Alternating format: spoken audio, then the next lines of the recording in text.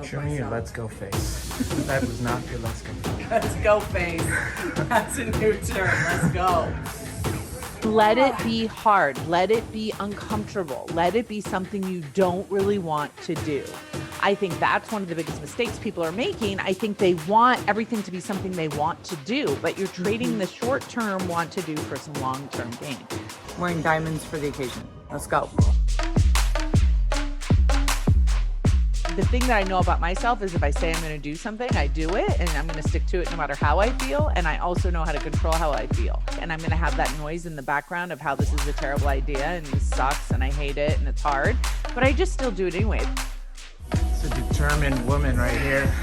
Just a little insight. See how nice it is? Just a little tidbit. Let's go face. That's a new term. Let's go.